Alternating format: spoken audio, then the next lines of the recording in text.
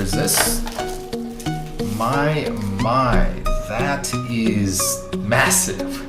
KK concept, so just like some of the Galaxy clones that we've seen, but they're definitely upping their package game. Looks a little nicer.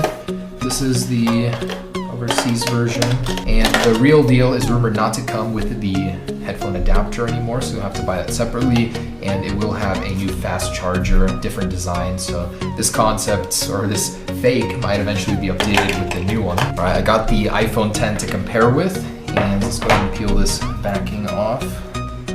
It actually looks really, really good, especially the borders. That's definitely real metal, and it has very similar sheen to the real deal. I'm actually a bit amazed at the craftsmanship. The buttons are beveled as well. Very, very good attention to detail. I like that. Okay. And the text is a little off. It's a little squished together. Hard to tell. And as you know, the sheen on the back is not exactly the same. Apple has a special coating they put on it to give it this almost metallic-like look because it's missing it, so it doesn't have the luster. On the front, they provide you with the screen protector, and from what I can see, without even turning it on, is it does have an entirely full notch, so that's cool. For a clone, that is very impressive.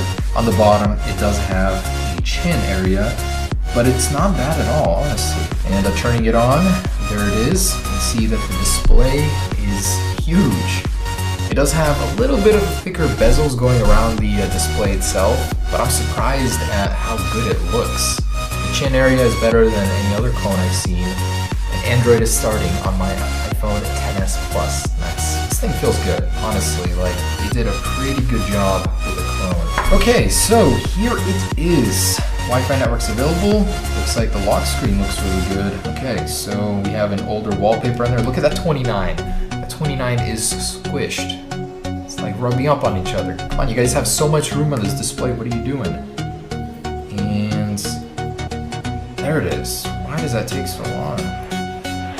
So the control center does work. 3D touch. If you hold on it, it's fake 3D touch.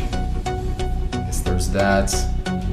So at least they put the effort into getting those toggles there for the brightness too. And you got night shift, right? You got your today view. Let's go ahead and see what this is running. This seems like it's running iOS 11, like clone. What version number exactly? 11.2. So you can technically jailbreak this with Electron. 256 gigabytes? I highly doubt that. Display is surprisingly dim. Obviously it's non-OLED, and nice it doesn't have the back swipe. So let's see what we can do about that. Really nothing, that's it. That's as bright as it goes. Let's go ahead and explore the software a little bit. It seems smooth on the home screen. Control center takes a minute to come up. Not something I'd expect in iOS 12 from the iPhone XS Plus, but it's becoming more and more natural to actually sit here and just use this thing. It feels pretty dang good.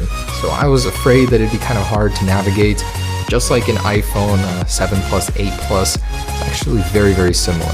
Reach a good amount down here. Again, I would have liked for Apple to include the control center on the bottom right here. Oh, nice, here's the app switcher. So it does come included where you can just slide it right away. You don't have to hold on to them. So they thought of that, so that's pretty neat. I think this clone has more wallpapers than Apple does. They keep removing them, these guys don't. So that's very, very nice. Actually, a very nice selection here. Let's put the standard iOS 12 wallpaper. Interesting that they would add this, but not change the OS name to iOS 12. Funky animations, but still, I guess it does work pretty decently. Check out the music app. Oh, it's a clone of Apple Music here. And the App Store is actually a cloned App Store. Let me connect to Wi-Fi real quick. Man, this keyboard, old sound from back in the day, brings back some nostalgia. I don't know why they would add it to iOS 11, but okay. Those animations, who freaking thought of that? That is terrible. Man, I'm surprised. This thing is slim, just as slim as Apple's version. It's supposed to be getting thicker. The actual iPhone XS Plus will be a thicker variant. Anyways, their App Store refuses to work. Thankfully, they included a secondary App Store, which is the real one, I believe, the Play Store. The actual bottoms of the phone, very similar. And 1, 2, 3, 4, 5, 6, 7. They actually added an additional speaker port, which is a nice little touch. Cameras, a little off on this one. darker look to it, and this flash unit in the middle looks kind of funky. Alright, so check this out. A couple of things I just discovered. If you slide up to leave an app, you can't actually go into the app switcher with it, or, oh, you can. Oh, look at that. That is the worst animation ever. So you can, it just has to be down here. Okay, I think I got that part wrong. Also, what I saw was actually really cool. I did not expect this to have it. This has tap to wave. It's more of a double tap, but it does work. That's so cool. Check this out. This is actually kind of funny. So if I go into landscape and then I go home real quick, it'll glitch and there's a fake notch up top for whatever reason. To just give you that full notch experience, whichever direction you go on your phone. Alright, let's go ahead and take a look at those cameras. So here these together, massive cameras are the same size. This is an 8 megapixel sadly, and this is a 12. So we'll see what it's capable of. Although with every clone I've tried, I've never walked away from a single one.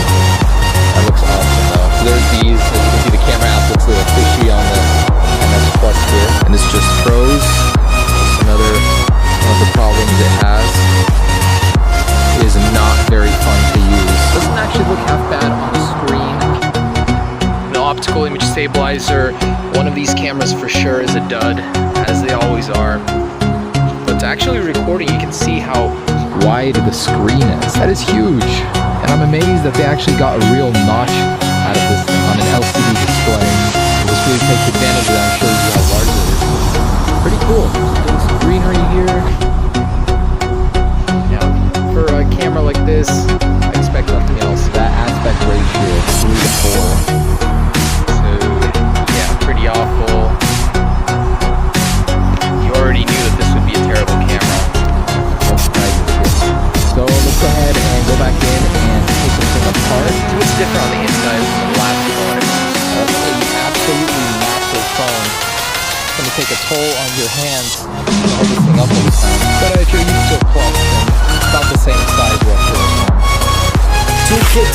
Let's get to opening this thing. I actually don't know if it opens the same way as an iPhone where the screen comes up or if the back peels off. I have a feeling that that's how it is, but it is glass, so I don't want to break that. I'm gonna go safe route first and just take out the screws, and these screws don't really want to come out. Maybe I'll just do the trusty old method where I peel the back off.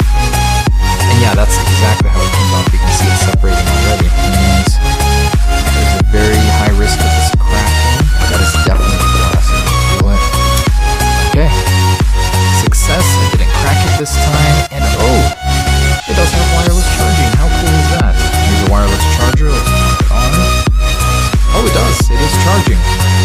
So the wireless charger does work. That's a very nice feature to have. So two things that have surprised me about this: wireless charging and the tap to wake feature. Otherwise, here are the internals. Pretty complex as far as the clone goes. Tall battery, usually they're short and fat, and down here. Oh, and one thing I forgot to mention is that this thing does come with a dual SIM card. And look at that, a dual SIM card. On a clone, they beat Apple to it. And it does appear to be fully functional. And here's the micro SD card slot. So, upgrade your storage there. That's so cool.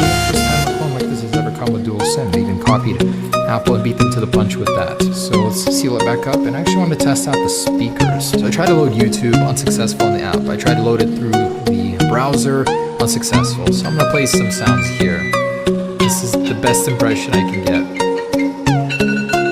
So it's only one speaker, and it sounds pretty bad. So you can't really expect much. Bottom line though, this is not a bad clone. I'd wait for it to go down in price a little bit, but just to have a little device to play around with before the official one comes out, not bad at all. Display, huge, real notch, tap to wake, real wireless charging, dual SIM functionality. This thing has a lot of speed.